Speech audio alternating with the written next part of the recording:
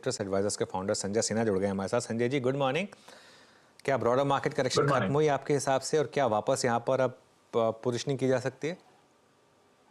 तो ऐसा है अनुज कि देखिए, मार्केट में छोटी बड़ी उतार चढ़ाव बनी रहेगी, लेकिन आई थिंक अभी जो हम देख रहे हैं मार्केट में तेजी, वो शायद इस बात को डिस्काउंट कर रहा है कि जो इलेक्शन का वर्डिक्ट आएगा वो डिसिसिवली एनडीए के फेवर में होगा। और जिस तरह के नंबर्स कहे गए हैं, 370 बीजेपी के फेवर में और 400 एनडीए, 400 प्लस एनडीए के फेवर में, शायद मार्केट उस बात को फैक्टर करते हुए अगर आप देखें जो स्क्रीन पर दिख रहे हैं सेक्टर्स पार्टिसिपेट करते हुए, वो वही सेक्टर्स हैं जिनमें कि सरकार का कंट्रीब्यूशन पॉलिसी के द्वारा ज्यादा रहा है। लेकिन साथ ही साथ मैं ये भी आगाह कर दूं कि ये इलेक्शन है, ये पॉलिटिक्स है, इसमें कुछ भी उतार चढ़ाव हो सकता है। तो अगर अपेक्षा से कम सीट या तो बीजेपी को मिले या एनडीए को मिले, तो ये बाजार के लिए सेटबैक हो सकता है। तो अपना जो बैलेंस है, वो संतुलन जो है वो बना के और वैल्यूएशन को देखते हुए ही इस मार्केट में पार्टिसिपेट करना चाहिए। थीम्स क्या अच्छी रहेंगी आपके हिसाब से? यहाँ पर कौन से थीम्स पर आप पॉजिटिव हैं? तो देखिए, एक चीज जो मैं समझता हूँ बहुत महत्वपूर्ण इवेंट है आगे जाकर, वो होगा जो इंटरिम बजट प्रस्तुत किया जाएगा। मेरे ख्याल से ये बजट सरकार एक प्लेटफॉर्म की तरह यूज करेगी अपने अगले 5 साल की प्लान्स को आउटलाइन करने के लिए। और जिस तरह की मीडिया हेडलाइंस आ रही हैं जिसमें कहा गया है कि सरकार अपने 100 दिन के कार्यक्रम को ऑलरेडी फाइनलाइज कर चुकी है, मिनिस्ट्रीज को डायरेक्टिव दिया गया है कि वो अपने बजट तैयार कर लें। तो मुझे लगता है कि चूंकि पिछले 2 टर्म में ये बिल्कुल साफ झलका है कि सरकार की इनिशिएटिव इंफ्रास्ट्रक्चर के प्रति, और खास करके 3 सब सेक्टर्स, पावर, रेलवे और डिफेंस, इनके प्रति ज्यादा रही है। तो मैं समझता हूं कि ये 3 सेक्टर थीमेटिक तौर पे बिल्कुल प्ले करने लायक रहेंगी। कुछ सेक्टर्स हैं जिन्होंने कि उतने अच्छी तरह से पार्टिसिपेट नहीं किया, इनफैक्ट उन्होंने बाजार को काफी हद तक डिसअपॉइंट किया है। उनमें से 2 मुख्यतः हैं आईटी, और दूसरा फास्ट मूविंग कंज्यूमर गुड्स। ये दोनों सेक्टर जो हैं, इनके पीछे जो वेरिएबल्स काम कर रहे हैं, दोनों अलग अलग हैं। मुझे लगता है कि नवंबर में जब यूएस इलेक्शंस होगा और उसकी आउटकम आएगी, तो उसके बाद आईटी के प्रति लोगों का थोड़ा सा व्यू ज्यादा क्लियरली उभरना शुरू हो जाएगा।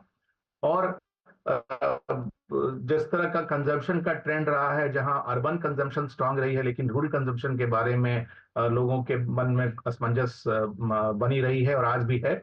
मेरे ख्याल से ला नीना के कारण अगर मॉनसून जोग्राफिकली अच्छी तरह से डिस्ट्रीब्यूट हो जाए और टाइम वाइज इवनली स्प्रेड हो, तो मेरे ख्याल से एक ऑप्टिमिज्म रूरल कंजम्पशन के प्रति बनेगा।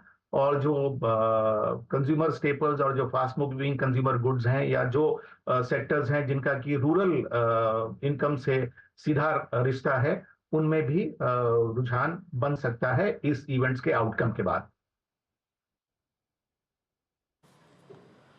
जी संजय जी नमस्कार, वीरेंद्र बोल रहे डेली स्टूडियो से। कैपिटल गुड्स पे आपका की राय क्या है संजय जी? नंबर्स Q3 के बहुत स्ट्रांग थे।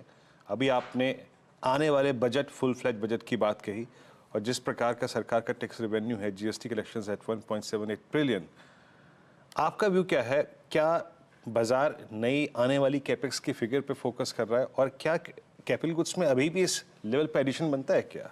L&T, Siemens, Cummins, ABB?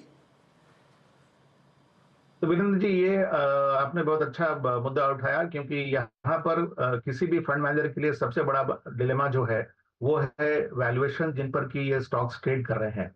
लेकिन अगर हम सामने की अपॉर्चुनिटी देखें और जिस तरह की इनकी आज की कैपेबिलिटी है उसके अपॉर्चुनिटी को कैप्चर करने के लिए, तो मेरे ख्याल से मन खड़ा करके इस वैल्यूएशन पर भी कैपिटल गुड्स और खास करके जो मल्टीनेशनल एंटिटीज हैं इस स्पेस में, उनमें थोड़ा सा पोजीशन बनाया जा सकता है। मैं ये खास करके इसलिए कह रहा हूं कि अगर आप देखें तो करीब-करीब हर क्षेत्र में भारत की महत्वाकांक्षा बहुत ज़्यादा बड़ी है। मतलब अब छोटी सी उदाहरण अगर ले तो अमूल ऐसी एंटिटी को भी अब हम चाहते हैं कि ग्लोबली वो एक उभरे एक मल्टीनेशनल डेयरी कंपनी के रूप में, और ये कई क्षेत्रों में देखा जा रहा है। मैंने इस बात को इसलिए सामने रखा क्योंकि जो अभी इमर्जिंग सेक्टर्स हैं सामने में, जैसे फॉर एग्जांपल डेटा सेंटर्स हुए, सेमीकंडक्टर्स के प्रोडक्शन हुए, या फिर आप ईवीज का क्षेत्र देख लें, तो ये क्षेत्र में हम सिर्फ अपनी केपेबिलिटी पर आप वर्ल्ड स्केल का एंटरप्राइज नहीं बना पाएंगे। हमें इसमें कम से कम इनिशियल स्टेज पे मल्टीनेशनल कॉर्पोरेशंस की सहायता लेनी पड़ेगी, और जो कैपिटल गुड्स की जो एमएनसीज आज भारत में प्रस्तुत हैं, वो इस स्पेस में हमें अपॉर्चुनिटी प्रदान कर सकती हैं। तो इसलिए वैल्यूएशन के बावजूद भी मैं समझता हूं कि ये स्पेस आज भी इन्वेस्ट करने लायक है। ओके, चलिए संजय जी बहुत बहुत शुक्रिया आज हमारे साथ जुड़ने के लिए। थोड़ा सा आज ऑडियो में इशू है तो इस कन्वर्सेशन को हम यहीं समाप्त करेंगे आज। अब आगे बढ़ते हैं, हमारे साथ केडी